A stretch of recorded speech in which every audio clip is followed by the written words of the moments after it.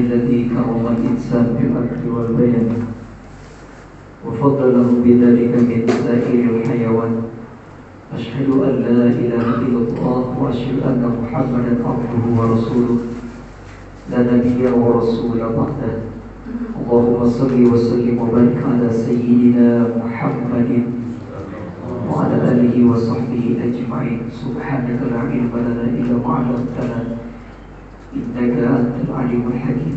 رب اشرح لي صدري ويسر لي أمري واحلل عقدة من لساني يفقهوا قولي. أما بعد. Saudara kaum para asatidz yang kami muliakan, Bapak Ibu jamaah salat subuh Masjid Baitur Rahim yang insyaallah kita semuanya dirahmati oleh Allah Subhanahu wa taala. Alhamdulillah, bersyukur kepada Allah Subhanahu wa taala.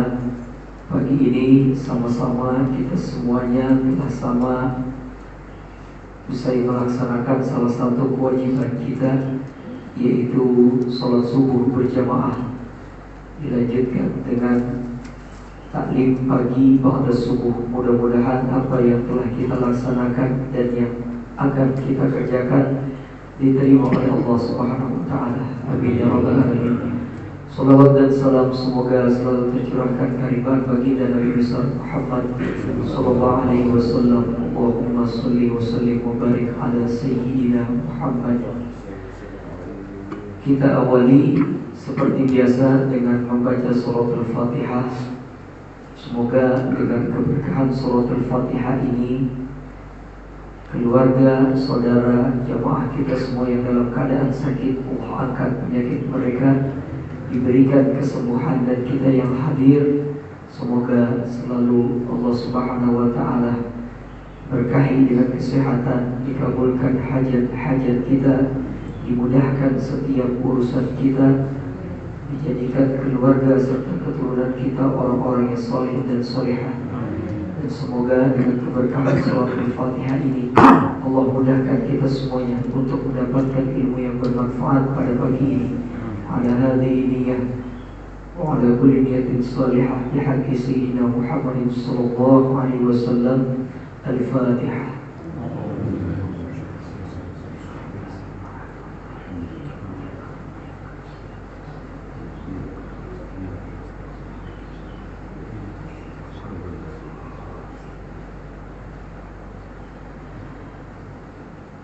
Amin ya rabbal alamin. Bismillahirrahmanirrahim. Kita akan kembali melanjutkan apa yang sudah kita bahas pada pertemuan sebelumnya. Kemarin kita sudah sampai pada rukun yang ketiga, yaitu kita lanjutkan pada pertemuan ini kepada rukun sholat yang keempat. Wa ruknur rabi', rukun yang keempat dari sholat, yaitu qiraatul Fatihah, membaca suratul Fatihah. Fa inna qiraatul Fatihah min faraidis salati fi kulli rak'atin. Sesungguhnya membaca suratul Fatihah ini adalah suatu hal yang wajib, yang gak boleh ditinggalkan. Fi kulli rak'atin, dalam setiap rakaat sholat. Jadi kalau sholatnya ada 4, yang 4 kali kita baca suratul Fatihah. Gak bisa kita bacanya cuma di rakaat pertama, kedua, ketiga, keempatnya tidak dibaca. Jadi setiap rakaat dari sholat ini wajib mesti membaca suratul Fatihah. Rasulullah SAW bersabda, la sholata liman lam yaqra bi Fatihatil kitab. Tidak sah sholatnya seseorang yang sholat tidak membaca Fatihatul kitab, pembuka Al-Quran. Apa itu? Yaitu suratul Fatihah. Tidak sah sholatnya seseorang, kami ulangi, kata Rasulullah, orang yang sholatnya tidak membaca suratul Fatihah. Ini ulama sepakat semuanya, dan kita pun sepakat ya. Orang gak baca suratul Fatihah, karena suratul Fatihah bagian dari rukun, maka yang gak baca suratul Fatihah ketika sholat, sholatnya tidak sah. Nah, Ini bagi sholat munfarid, sholat sendiri. Sekarang ada permasalahan baru. Bagaimana kalau sholatnya sholat jamaah? Saya harus baca suratul Fatihah juga atau enggak? Ini yang jadi permasalahan. Kalau sholatnya munfaridah, kita sholatnya sendiri-sendiri, itu sepakat semuanya harus baca suratul Fatihah. Nah, kalau bermakmum bagaimana? Maka di sini ada beberapa pendapat para ulama.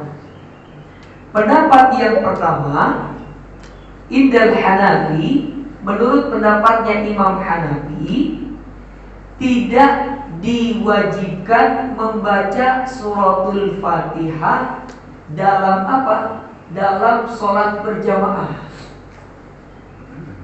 Saya ulangi, ini menurut pendapatnya Imam Hanafi. Apa dalilnya? Beliau menggunakan alasan, dalilnya apa kata beliau? Al-imamu junnatun, atau sesungguhnya imam itu yang pemimpin. Fal qiraatul ma'mum ala qiraatil imam. Bacaannya makmum itu ya sudah bagian dari bacaan imam. Dalam riwayat lain bahkan dikatakan, mana qasad, apa yang kurang dari gerakan bacaan kalian dalam sholat ketika berjamaah, maka kata Rasulullah SAW, fal imamu dhamin. Itu semuanya sudah menjadi tanggungan bagian dari bacaan dan gerakan imam. Nah, ini pendapatnya Imam Hanafi. Jadi begitu imam baca Bismillahirrahmanirrahim, Alhamdulillahirabbil alamin, kita menyimak bacaannya beliau, bacaan imam. Nah, dan setelahnya kita tidak diwajibkan membaca suratul Fatihah. Wa amma Syafi'i, adapun menurut pendapatnya Imam Asy-Syafi'i, tetap ya imam baca, ya makmum juga baca. Apa yang jadi alasannya Imam Asy-Syafi'i? Dalilnya beliau tadi, hadis yang pertama kami sampaikan, la sholata liman lam yaqra bi Fatihatil kitab. Tidak sah seseorang dalam sholatnya yang tidak membaca suratul Fatihah. Ini pendapat dalam mazhab Imam Asy-Syafi'i.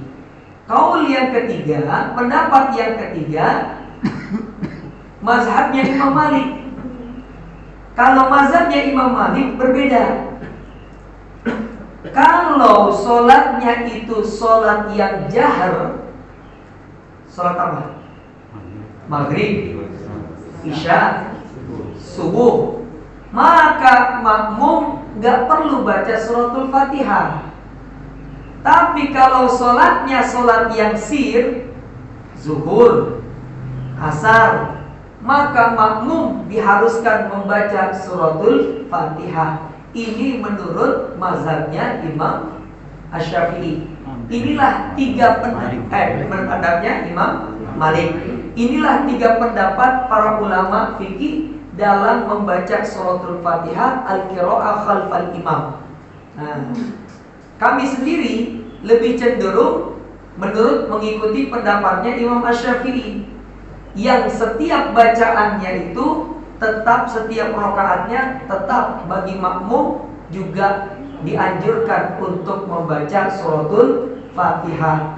Kita ikhtiyatan, berjaga-jaga. Kalau tidak ada yang kurang sempurna dari bacaan imam, ya maka tetap kita bacaan kita itu menjadi penyelamatnya, kurang lebih seperti itu. Tidak sempurna karena tadi hadisnya tadi orang yang dalam sholatnya tidak membaca suratul Fatihah.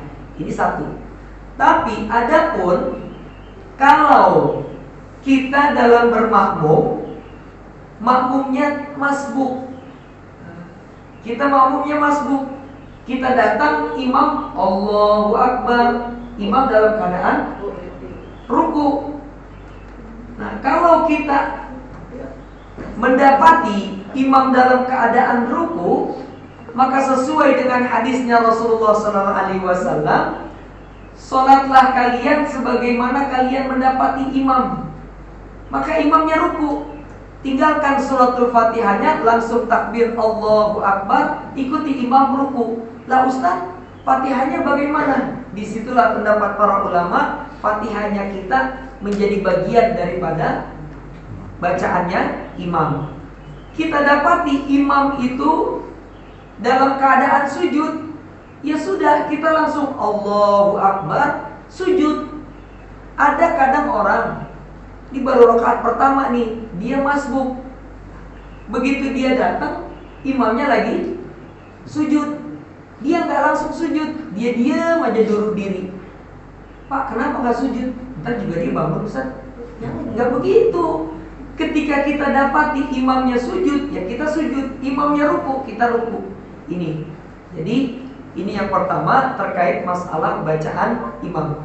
Lalu yang kedua, dalam membaca suratul Fatihahnya itu sendiri, imam kita Bismillahirrahmanirrahim, Alhamdulillahirabbil alamin. Kalau Bapak Ibu semuanya ada yang umroh atau haji di Timur Tengah, langsung Imam Sudais Alhamdulillahirabbil alamin. Ulama sepakat bahwasanya kalimatul basmalah, bacaan bismillah itu bagian dari suratul Fatihah, bagian ayat dari suratul Fatihah. Maka sebetulnya kedua-duanya ini baca suratul Fatihah. Cuman pendapat yang pertama harus dijaharkan, pendapat yang kedua bacanya secara sir. Yang menjaharkan pendapatnya mazhabnya Imam Asy-Syafi'i. Makanya ketika Imam Sudais, itulah yang sering saya sampaikan di sini. Manittasa'a ilmu qalla inkaru 'alal akharin. Ketika orang itu sudah luas pengetahuannya, maka dia nggak gampang menyalahkan ibadah ritual orang lain, dan dia menyesuaikan di mana tempat saya berada.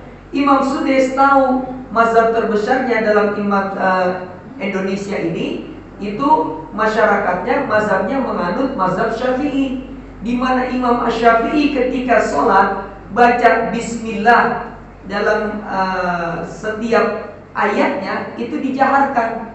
Kita lihat apa yang terjadi. Imam Sudais ketika beliau sampai di Indonesia dan mengimami di Masjid Istiqlal pada sholat Jumat, beliau mengucapkan Bismillahirrahmanirrahim, Alhamdulillahirabbil alamin, dijaharkan sama beliau.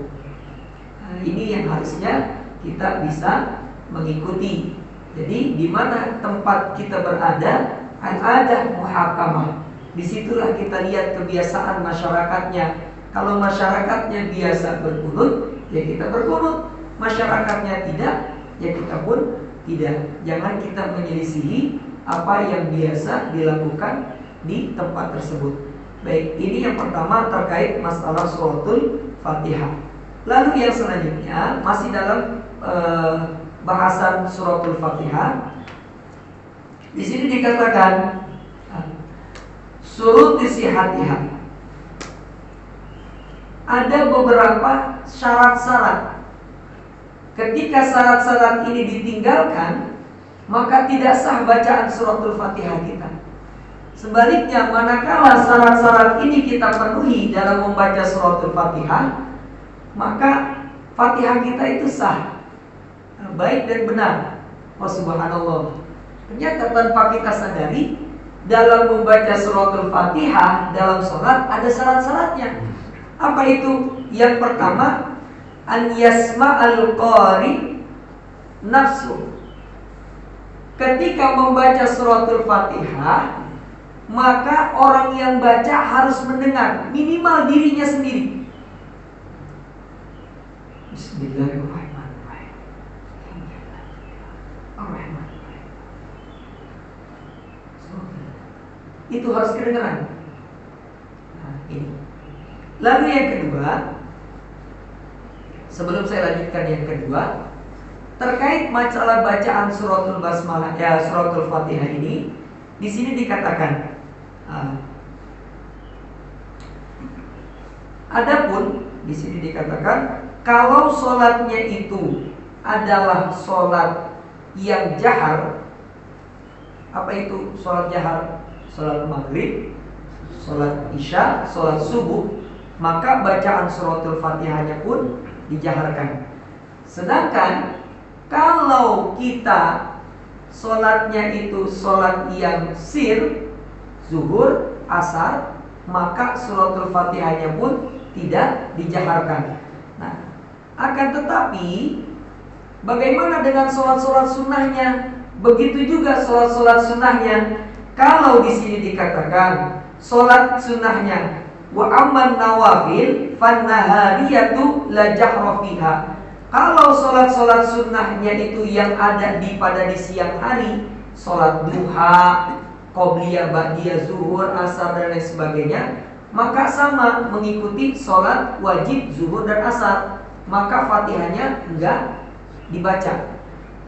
Adapun sholat-sholat sunnah yang dikerjakan di malam hari, maka sama seperti halnya sholat-sholat wajib yang dilakukan maghrib, isya dan subuh, sholatnya pun dibaca jahar. Nah, makanya ketika kita sholat taraweh itu bacaannya dijaharkan. Sedangkan kalau sendiri bagaimana? Kalau sendiri bagaimana? Adapun kalau sendiri, di sini dikatakan kalau sendiri maka kita itu wa ammal munfarid fa huwa mukhayyarun. Boleh milih fil jahri wal israr. Misalkan kita lagi sholat tahajud di malam, Allahu Akbar. Tadi sholat tahajud waktunya malam, berarti Fatihahnya dijaharkan. Tapi karena kita sholatnya sendiri, boleh milih. Boleh, takut ganggu istri dan anak saya yang lagi tidur, boleh kita bacanya secara sir. Bismillah. Alhamdulillah. Atau kita mau baca secara jahar juga silakan. Bismillahirrahmanirrahim. Alhamdulillahirabbil alamin. Silakan. Kalau sholatnya sendiri. Lalu kalau misalkan ketukar Ustaz, bagaimana? Imam lagi sholat zuhur, tiba-tiba Alhamdulillahirabbil alamin. Aku dibaca suratul Fatihah, ya barangkali dia lupa. Maka di sini dikatakan kalau seumpama tertukar seperti itu, maka wa in jahara fi maudi'il israr aw asarra fi maudi'il jahri faqad taraka sunnah wa sahhat salatuhu. Maka tetap sah salatnya. Seperti itu. Seumpama nanti kapan satu waktu ada mendapati imam dia kelupaan, dia baca di salat zuhur Bismillahirrahmanirrahim Alhamdulillahirabbil alamin, enggak usah dipermasalahkan. Ini tetap sah salatnya. Hanya saja nanti pada waktu di akhir salat, di akhir rakaat itu harus melaksanakan yang namanya sujud syahwi. Penjelasan tentang sujud syahwi nanti di pertemuan selanjutnya. Lalu jadi kita kembali. Yang pertama, syarat dari sahnya membaca suratul Fatihah, membaca suratul Fatihahnya itu harus terdengar minimal sendiri. Alhamdulillah. Lalu yang kedua, an yurattabul qiraah hasban tartib. Harus tertib. Ya, ini insyaallah kita bacanya sudah tertib. Alhamdulillahirabbil alamin, urut, ya, enggak dilokap-lokap. Yang ketiga, alla yulhina fiha lahnan bi ghairi makna. Nah, lahan ini kalau di dalam ilmu qiraah, lahan itu karena kita terbawa dalam bacaan Al-Quran, suaranya enak. Karena saking enaknya, dia melebihi bacaan atau ketentuan dalam ilmu tajwid. Seumpama Alhamdulillahirabbil alamin. Di situ kan mantobi, dua harokat. Karena dia suaranya enak, saking keenakan Alhamdulillahirabbil alamin. Ini lewat, maka ini gak boleh, gak sah suratul Fatihahnya, bacaannya tidak benar. Lalu yang ketiga, yang keempat, an yaqra'aha bil Arabiyyah. Membaca suratul Fatihahnya ini harus dengan bahasa Arab. Kalau di bahasa Indonesia kan atau bahasa-bahasa lain tidak sah. Segala puji milik Allah, Tuhan semesta alam, nggak boleh. Emang ada yang pernah Ustaz? Ada. Di mana? Di Surabaya. Dulu ada orang yang ngaku jadi nabi, namanya Yusman Roy. Sholat itu haruslah membawa efek, haruslah dengan kekhusyuan. Supaya khusyuk, gimana caranya? Kita harus paham dengan bacaan-bacaan daripada sholat. Supaya kita paham bacaan sholat, maka bacaan sholat itu sesuai dengan ya daerah kita masing-masing. Maka ini gak bisa dilakukan nanti yang dari Padang ketika takbir Allah dan gadam. Bahasanya begitu. Saya Betawi, Allah gede banget. Yang barangkali di sini ada dari Sunda, Allah agak bisa baik, nggak bisa begitu. Berbeda-beda, maka harus pakai bahasa Arab. Ini sudah ditentukan. Nah ini. Yang selanjutnya, an yaqra'ahal musalli wa huwa qa'im. Dia membacanya dalam keadaan sudah berdiri secara sempurna. Karena berdiri sebagaimana sudah kita sampaikan kemarin, ini adalah bagian bagian daripada rukun sholat. Lalu yang selanjutnya di sini dikatakan.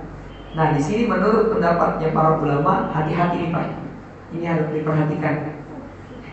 Qiraatul Fatihah. Rukun yang keempat tadi adalah membaca suratul Fatihah. Bapak, ini seumpama aja. Seumpama Pak. Saya tulis di papan tulis ini Baitur Rahim, seumpama saya tulis Baitur Rahim. Bapak siapa namanya Pak? Syahroni. Pak Syahroni. Nah, Pak Syahroni, tolong baca tulisan yang ada di papan tulis. Ini seumpama ada tulisan Bismillah. Coba tolong Pak Syahroni baca. Bismillahirrahmanirrahim. Ini yang disebut dengan baca, benar gak? Ada murid diperintah sama gurunya, kamu, baca halaman sekian. Yang namanya baca yang namanya baca lisan dan bibir ini bergerak. Maka di sini dikatakan tidak sah kalau tidak bergerak. Apa ini? Lisannya. Tadi Pak Saroni baca. Udah Ustaz, itu baca bukan? Saya bacanya dalam hati.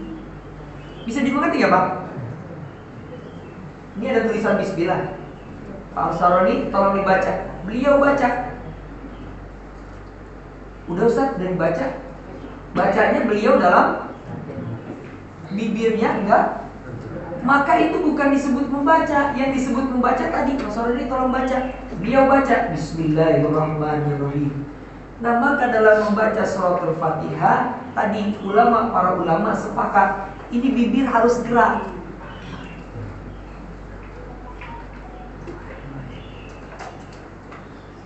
Sekalipun ketika kita membacanya sir, contohnya di mana? Di sholat zuhur dan asar, kan nggak bersuara tuh. Allahu Akbar. Ini harus bergerak bibirnya. Karena disitulah yang disebut dengan membaca. Itu harus diperhatikan. Dan terkait masalah suratul Fatihah, ini sebetulnya bagiannya masuknya sunnah. Tapi karena kita membahasnya Fatihah, gak apa-apa, kita bahas aja sekalian. Kalau kita bermakmum sholat dan imam baca Fatihah, akhir dari suratul Fatihah, ghairil maghdubi alaihim waladdallin.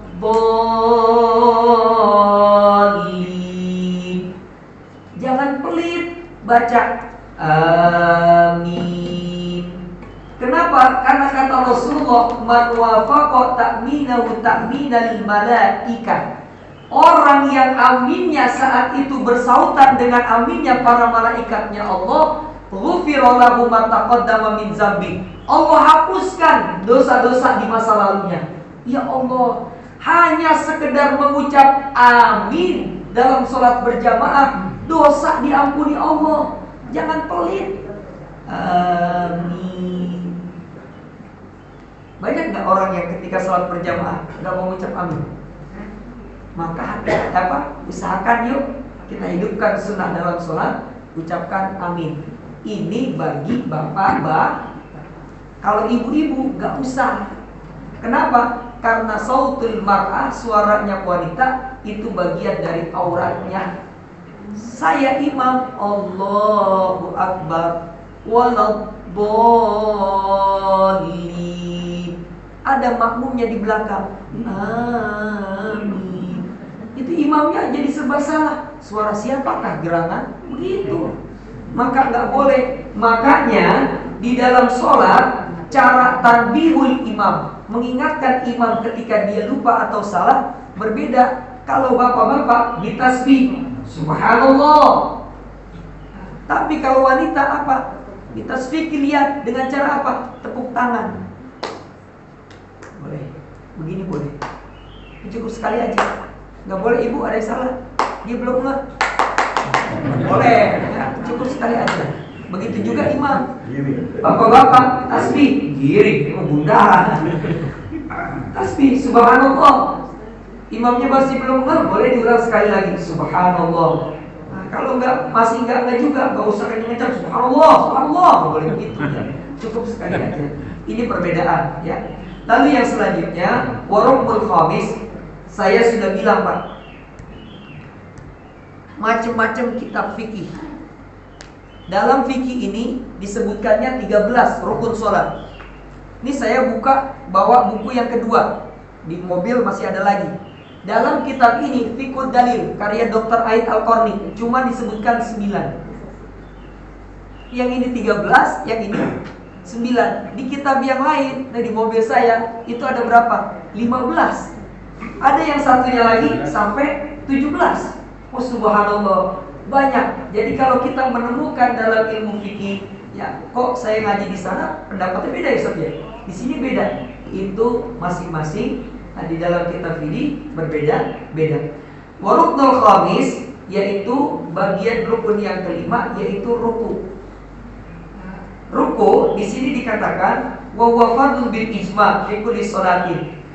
Rukun yang kelima yaitu ruku, dan ini wajib kecuali illa sholat al-janazah, kecuali sholat jenazah. Ini tidak ruku. Dan lalu di sini dikatakan fa'adnal kamal. Nanti saya coba contohkan gerakan rukunya. Bacanya berapa kali ruku ini? Di sini dikatakan iza raka'a ahadukum faqala fi ruku'i subhana rabbiyal azim salatu marrat. Kalau kalian ruku, kata Rasulullah, bacalah subhana rabbiyal azim. Ini bacaan pertama yang paling pendek, subhana rabbiyal azim. Bacaan yang kedua, subhana rabbiyal azimi wa bihamdi. Bacaan yang ketiga, kana yaqulu sallallahu alaihi wasallam idza raka'a Allahumma laka raka'tu wa bika amantu wa laka aslamtu anta rabbi khashi'a laka sam'i wa basari wa mukhi wa asabi wa mastaqaltu bihi qadami lillahi rabbil alamin. Ada yang keempat, subuhun qudusun rabbul malaikati warruh. Ada yang kelima, subhanadzil jabaruti wal malakut wal kibriyai wal asmah. Ada yang keenam, subhanakallahumma rabbana wa bihamdika Allahumma ighfirli. Ada berapa Pak? 6 bacaan ruku.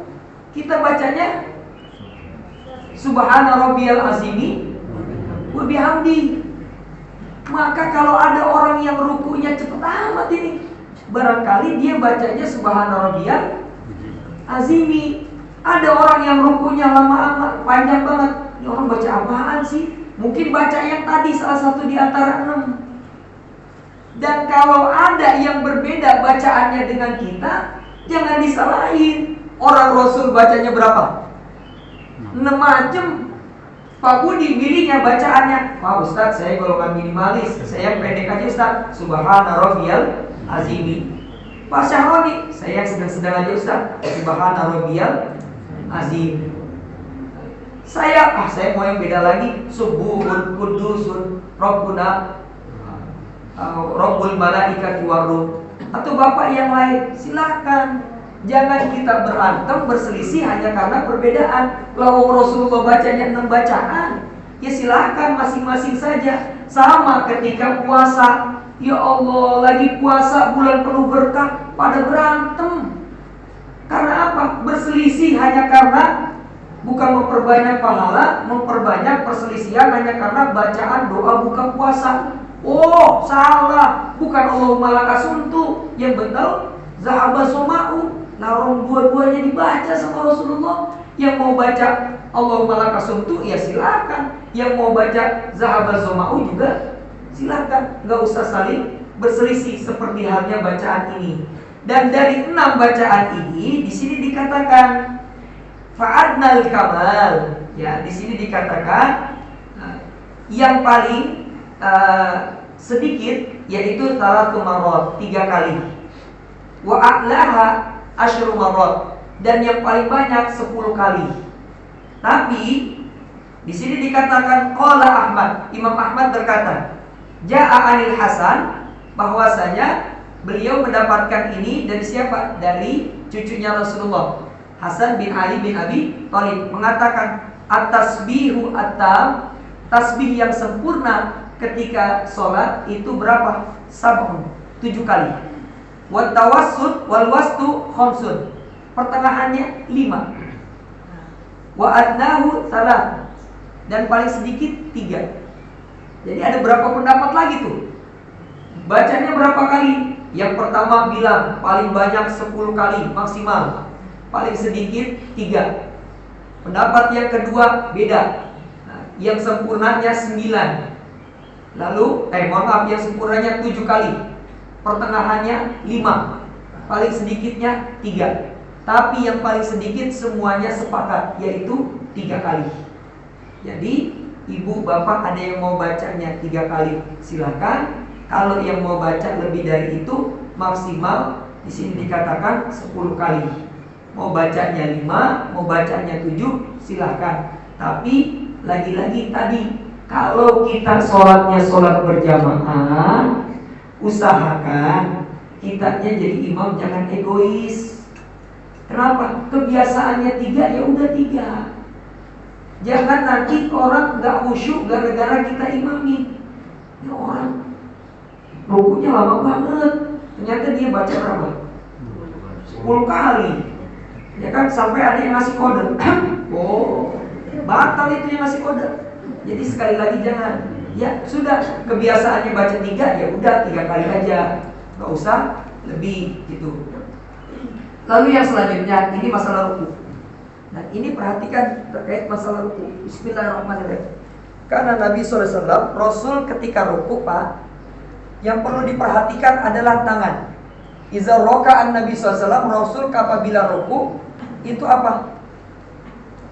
Yadfariju asobiyahu, beliau merenggangkan tangannya. Allahu Akbar. Ini adanya di lutut, di dengkul, dan jarinya merenggang, terbuka. Sebaliknya, ketika ini langsung saya sejak sujud. Sebaliknya Rasul kalau sujud, tangannya itu dirapatkan, tidak merenggang. Jangan kebalik, lagi sujud begini, lagi ruku begini. Jadi lagi ruku, di jarinya itu terbuka. Yang kedua, kalau sujud merapat. Dan posisi jari tangannya itu di mana? Di dengkul, di lutut. Ada orang yang di tulang kering begini. Kalau dia di tulang kering, mau nggak mau nanti rukunya bongkok seperti ini. Enggak, begini. Yang terbaik adalah begini. Saya pernah ketemu salah satu dokter di rumah sakit. Kalau rukunya itu sempurna, maka darah yang ada di tulang punggung ini akan mengalir kemana? Ke otak. Dan ini yang akan menghalang orang-orang yang sempurna dalam rukunya apa? Dari penyakit stroke. Ketika dia sempurna dan tangannya nggak begini, sini, tangannya begini, lurus tegak, kepalanya begini, nggak begini, nggak juga ke atas, seperti itu ya. Ini posisi ketika ruku. Sami Allahu liman hamidah. Di sini dikatakan, nah, takbir ini nanti namanya takbiratul intiqal. Kalau yang pertama takbiratul ihram, takbir perpindahan, takbiratul intiqal. Di sini kami dapatkan di hadisnya memang ketika mau ruku dan mau bangun dari sujud itu Rasulullah takbirnya di sini, hazuman kibai.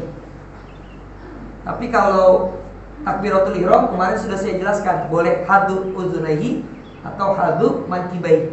Tapi kalau khusus untuk di mau ruku ataupun mau sujud, mau i'tidal itu di sini. Lalu selanjutnya i'tidal, sami Allahu liman hamidah. Ini di sini di i'tidalnya, di i'tidal di sini dikatakan, nah bacaannya pun beda-beda. Amma inda Syafi'i, menurut pendapatnya Imam Asy-Syafi'i, ketika i'tidal baca Rabbana walakal, itu paling pendek kalau menurut Imam Asy-Syafi'i. Tapi menurut pendapat yang lain nggak perlu sami Allahu liman hamidah, udah langsung sujud. Nah kalau mau Imam Asy-Syafi'i nggak, Rabbana walakal hamd itu. Lalu selanjutnya bacaannya juga beda-beda. Di sini Rabbana lakal hamdu hamdan katsiran thayyiban mubarakan fi. Tadi Rabbana walakal hamd. Yang kedua Allahumma rabbuna walakal hamd. Yang ketiga wa rabbuna walakal hamdu hamdan katsiran thayyiban mubarakan fi. Yang keempat Allahumma rabbuna lakal hamdu mil'us samawati wa mil'ul ardi, sampai dengan yang terakhirnya. Yang kelima apa? Yang kelima di sini Allahumma tahhirni bithalji wal barad wal ma'il barid. Allahumma tahhirni minaz dzunub wa naqqini minha kama yunaqqa thawbul abyadu minad danas. Oh subhanallah, ternyata ada 6 juga. Jadi sekali lagi banyak bacaan daripada i'tidal. Nah, langsung yang selanjutnya Pak, saya percepat di sini biar kita selesaikan. Yang selanjutnya daripada rukun sholat yaitu apa? Yaitu sujud. Adapun sujud, ini masalah sujud tadi. Sujudnya perempuan dengan laki-laki perbedaan. Kalau sujudnya laki-laki direnggangkan. Tapi kalau sujudnya perempuan yang dommu itu membungkuk begini. Ternyata Bapak pernah dengar ada istilah wanita bongkok udang. Bongkok udang. Katanya kalau perempuan yang postur tubuhnya bongkok udang, dia punya peranakan yang peranakan bagus. Jadi apa? Punya banyak anak. Ini wallahu a'lam ya, ada yang begitu. Dan ternyata posisi perbedaan sujudnya seseorang itu dibedakan. Maaf ya. Kalau laki-laki itu bisa contohkan, ini seperti ini dibuka. Adapun perempuan itu di dalam kitab ini yandomu. Wong ini kalau menurut pendapatnya, Ibu tahu yoga? Senam yoga. Itu senam kan ada yang buat kehamilan. Buat saya kenal buat dia buat senam hamil. Maka dengan posisi seperti itu, katanya ini menjaga rahimnya perempuan. Allahu Akbar. Jadi dari segi kesehatan itu ada. Lalu setelah sujud yang pertama, kan kita bangun. Allahu Akbar. Sujud lagi, saya percepat. Setelah sujud, ngapain? Bangun. Nah, setelah sujud yang kedua, kan bangun. Ini sunnahnya gak langsung bangun, tapi duduk sebentar. Ya, sebentar. Namanya julusul istirahah. Ini anggap saya sujud kedua ya, Ibu, saya sujud kedua. Saya mau bangun ke rakaat kedua. Maka nggak langsung bangun, duduk dulu. Habis duduk, baru diri. Nama duduknya julusul istirahah. Nah, cara bangunnya ada dua. Ada yang bangunnya bertumpu pada bikafaihi, dua telapak tangannya. Saya bangun nih, mau rakaat kedua. Ada yang bangunnya dengan apa? Dikepel. Pernah ngeliat? Bapak pernah lihat? Begitu dia habis sujud, dia bangun dikepel. Pernah? Ya. Ya ini boleh dua-duanya, boleh ngepel, boleh begini juga boleh. Nah, jadi terserah mau ngikut yang begini boleh, mau yang begini boleh. Jadi jangan nanti kalau ada di samping kita dia begini, nah, apa itu ya? Kok begini-begini, ngepel-ngepel? Itu memang ada sunnahnya. Nah, duduk, saya melebar sedikit ya. Duduk itu ada dua. Ada yang tadi namanya julusul istirahah. Nah, ada yang kedua namanya julusul habwah. Apa? Apa Ustadz julusul habwah? Maaf ya, ini julusul habwah nih. Pernah nggak lihat orang duduk begini? Kapan? Ya ini. Ya ini contoh doang. Atau beginilah. Ya, mau begini atau kakinya disilangin. Ini julusul habwah. Kata Rasulullah apa? Zaka julusus syaiton. Itulah cara duduknya setan. Alhamdulillah.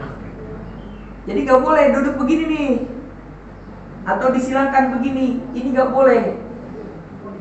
Ya, itu namanya duduk apa? Habwah. Adapun yang tadi julusul istirahat.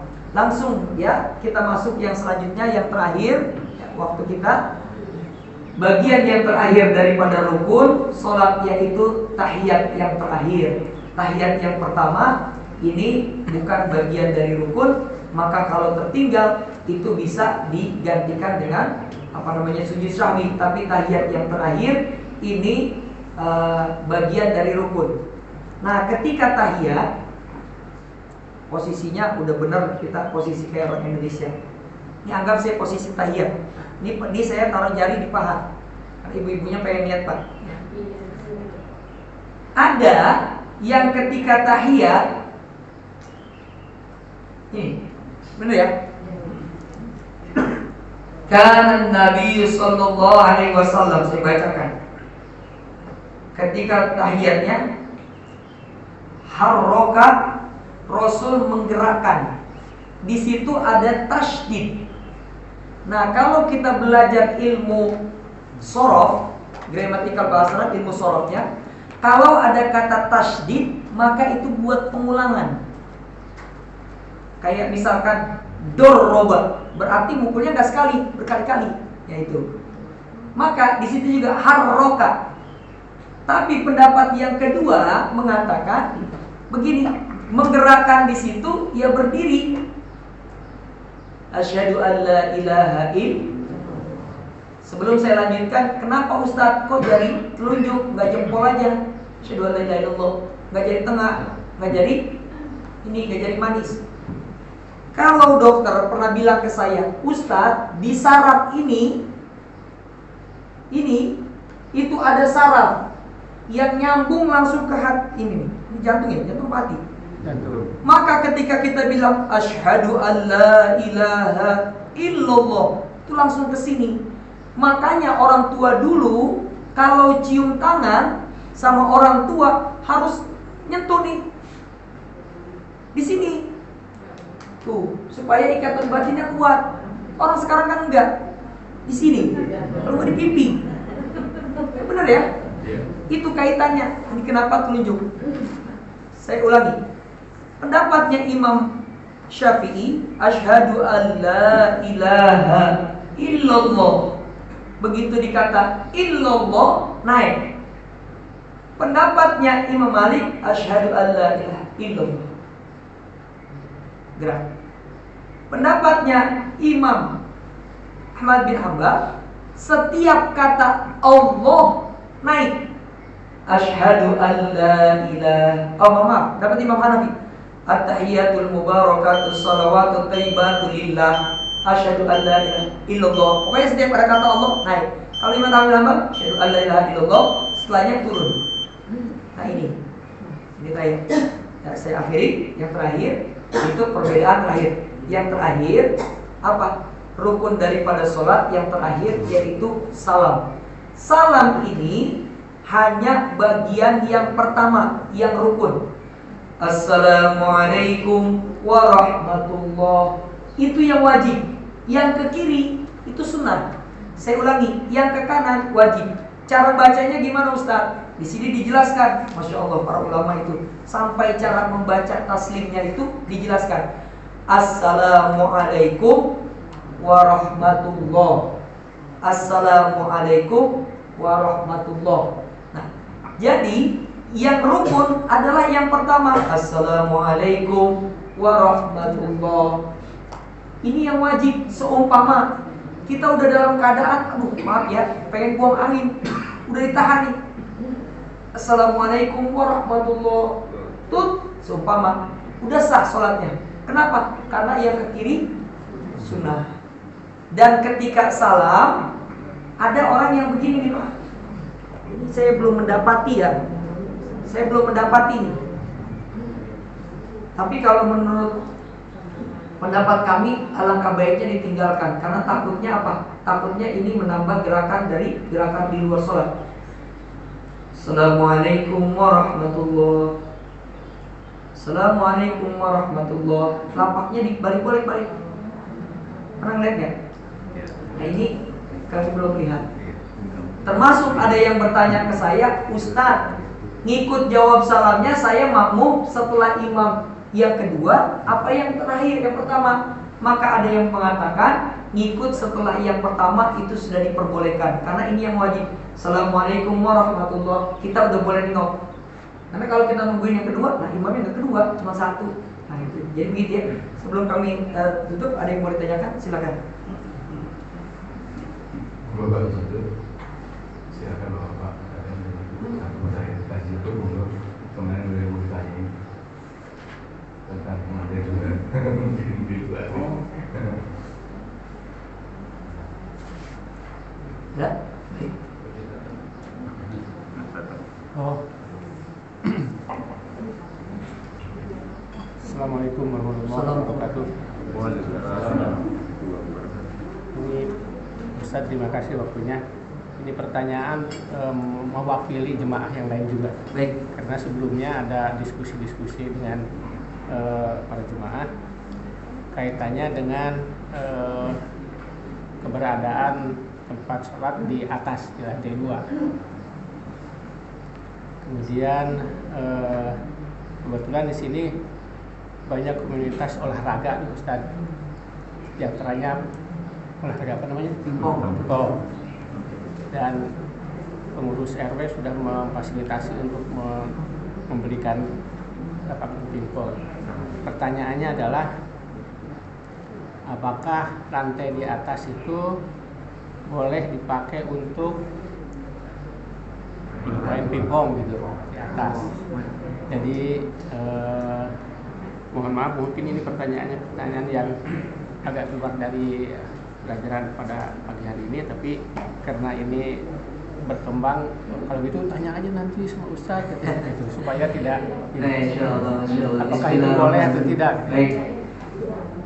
Bagian dari masjid ada, ini nggak terlalu ekstrim Pak. Ustaz, lantai 2 dipakai buat main pingpong, boleh nggak? Ini nggak terlalu ekstrim Pak. Ada masjid, dia punya ruangan-ruangan. Ada satu ruangan khusus buat, maaf ya, buat marbot.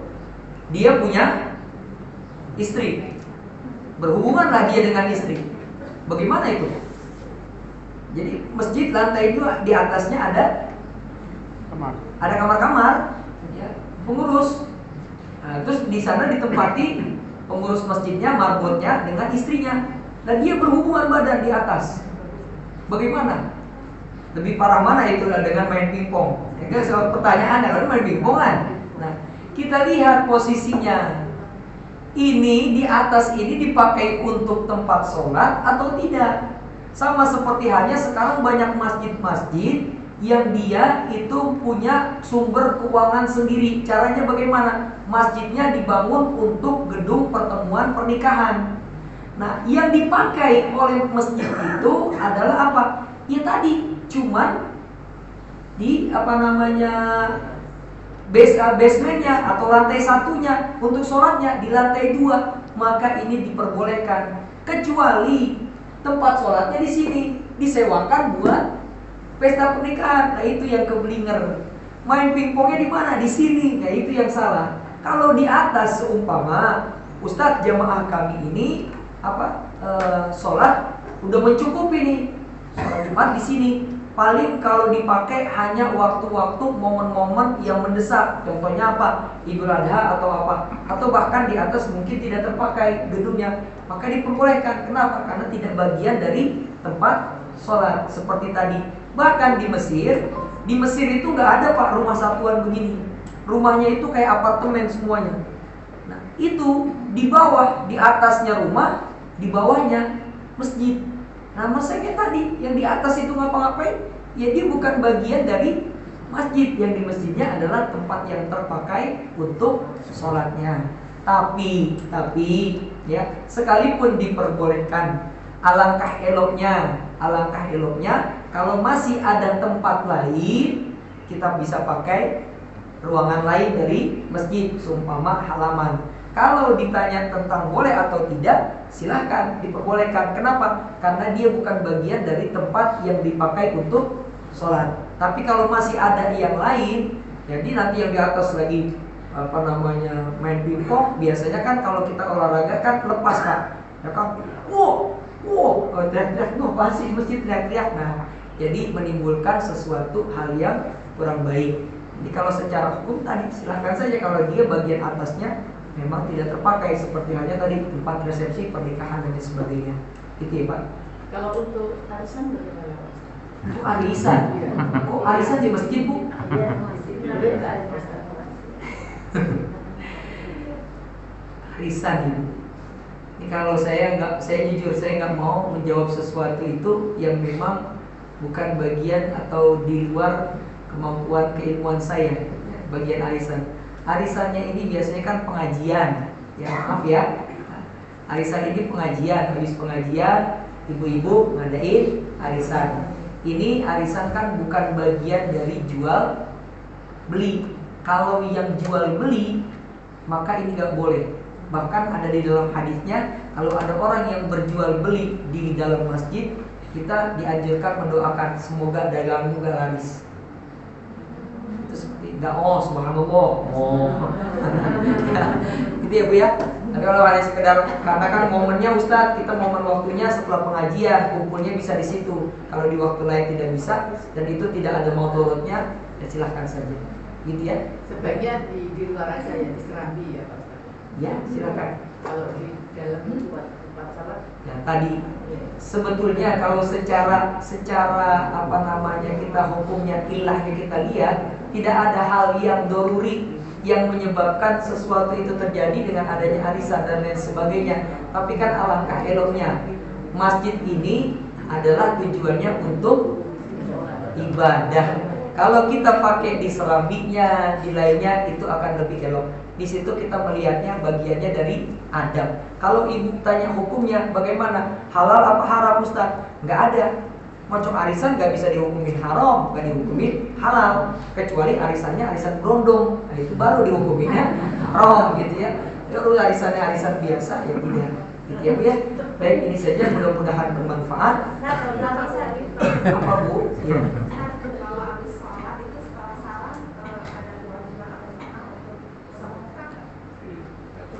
Ini nanti adab dalam berdoa. Adab dalam berdoa pertama, Rasulullah mengangkat kedua tangannya. Hadis riwayat Imam At-Tirmizi. Innallaha hayyun karimun. Allah itu maha pemalu, maha mulia. Allah malu kalau ada seorang hamba mengangkat kedua tangannya dalam berdoa, an yaruddahu sifran khaibaini. Allah enggak menjawab, memberikannya hampa. Maka kalau mau doa kita diijabah, salah satunya apa? Angkat tangan. Ini kadang orang doa tangannya di paha. Jadi diangkat tangan. Yang kedua, apa? Itu di dalam hadisnya Rasulullah selesai doa berdoa, masaha wajah. Itu memang ada anjuran sunnah gitu. Ya. Baik, udah, satu lagi. Ada lagi? Nggak ada? Baik, ini saja. Mudah-mudahan bermanfaat. Besok kita lanjutkan ada di dalam bagian sunnah. Sebelum saya sunnah, nanti apa saja sunnahnya Ustaz? Nih, saya kasih contoh. Ini kasus Pak Budi, kita tolong. Bagian dari sunnah orang bisa kemana? Ini dilarang melewati orang sunat, orang sholat. Maka ketika ada orang yang mau lewat, sunnahnya itu dicegah. Saya pernah kejadian, saya lagi sholat, semua mah antum saya. Saya sholat di daerah Ragunan, bukan di kandang, di luarnya. Ya. Selesai acara, saya lagi sholat zuhur saat itu. Qobliyah, ada orang mau lewat, seumpama beliau saya. Ada orang mau lewat. Coba, dia main tadi. Gini. Sama ini orang. Saya tahan begini, diginiin. Dia pikir saya mau ngajak salaman. Padahal bukan, saya menahan. Karena kata Rasulullah, an yaqifal maru yadil musalli arba'ina khairun. Kata Rasulullah, lebih baik dia berhenti 40. Ada yang mengatakan 40 hari, ada yang mengatakan lebih baik dia berhenti, gak melewati orang yang dalam keadaan sholat, karena dosanya begitu besar. Makanya sunnahnya nanti apa? Ditahan. Tadi Bapak nanti, ini masuk nanti bab sholat sunnah yang selanjutnya. Kalau ada orang begini, ini bukan mau ngajak salaman Pak, tapi bilang jangan lewat depan saya. Ya, jadi nanti Pak Budi kalau ada yang begini, jangan diajakin salah. Baik, ini saja kita tutup dengan bersama membaca doa kafaratul majlis. Subhanallahumma wa bihamdika asyhadu an la ilaha illa anta astaghfiruka wa atubu ilaik. Maaf atas segala kekurangan dan khilafan. Hadallahu iyyakum ajmain. Assalamualaikum warahmatullahi wabarakatuh.